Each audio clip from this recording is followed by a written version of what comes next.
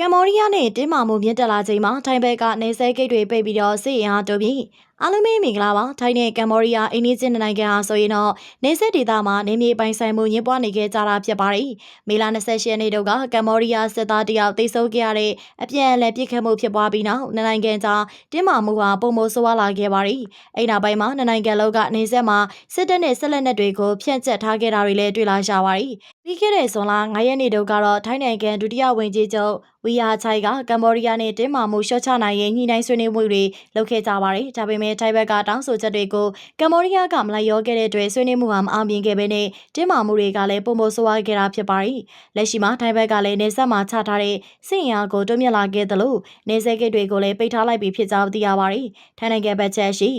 စာကီယိုပြည်နယ်ဟာကမ်ဘောဒီးယားနိုင်ငံရှိဘန်တေမိန်ဘန်တန်ပန်စတဲ့ပြည်နယ်တွေနဲ့နေမေချင်းထိစပ်နေတာဖြစ်ပါတယ်။ဒီနေ့မြန်မာရှိတဲ့နေဆက်ဂိတ်တွေကိုထိုင်းဘက်ကတစ်ဖက်သက်ပိတ်လိုက်တာပါ။စစ်ရင်အားတိုးမြင့်တာကလည်းကမ်ဘောဒီးယားဘက်ကအရင်ဆုံးတိုးမြင့်ထားခဲ့ကြောင်းလို့သာထိုင်းဘက်ကဆိုပါရီကမ်ဘောဒီးယားဘက်ကနေဆက်မှာစစ်ရင်အားကိုတိုးမြင့်ခဲ့ပါရီဒါကနေဆက်ဒေသတစ်လျှောက်တင်းမာမှုကိုပုံမဆိုးဝါးစေခဲ့ပါရီအဲဒါကြောင့်မလို့ထိုင်းတော်ဝင်ဆိုရကလည်းလိုအပ်တဲ့အစီအမံတွေကိုလှုပ်ဆောင်ဖို့ကျွန်တော်တို့ရဲ့တပ်ဖွဲ့တွေကိုတိုးမြင့်ချထားခဲ့ပါတယ်လို့ထိုင်းကာဝေးရေးဝန်ကြီးကပြောသွားပါရီလက်ရှိခြေတွေနဲ့ပတ်သက်ပြီးတော့ထိုင်းဝန်ကြီးချုပ်ပေထုံတန်ရှင်နာဝက်ကတော့ကျမတို့ကထိုင်းနိုင်ငံသားတွေအားလုံးရဲ့လုံခြုံရေးကိုစိတ်ချသေးချစေဖို့ပြင်ဆင်ထားပါရီတိုက်ပွဲဖြစ်လာရင်ကျမတို့ဘက်ကရင်ဆိုင်မှုအသင်းမှာကျမတို့အလုံးစုံပြင်ဆင်ထားပါရီဒါပေမဲ့ငင်းချက်နဲ့နီလန်းကိုရွေးချယ်ကြပါရီငင်းချက်ရေးကိုရွေးချယ်ရတာကလည်းတိုက်ပွဲမဖြစ်ချင်လို့ဖြစ်ပါရီတနည်းပြောရရင်နိုင်ငံစလုံးကပြည်သူတွေထိခိုက်သေးဆုံးမှုဖြစ်စေချင်လို့ဖြစ်ပါရီဆိုပြီးတော့ပြောထားပါရီလက်ရှိမှာသက်ဆိုင်ရာနိုင်ငံတွေကနိုင်ငံသားတွေသာမကဘဲနဲ့အရှေ့တောင်အာရှနဲ့နိုင်ငံတကာကပါထိုင်းနဲ့ကမ်ဘောဒီးယားကြားတင်းမာမှုတွေကနေပြီးတော့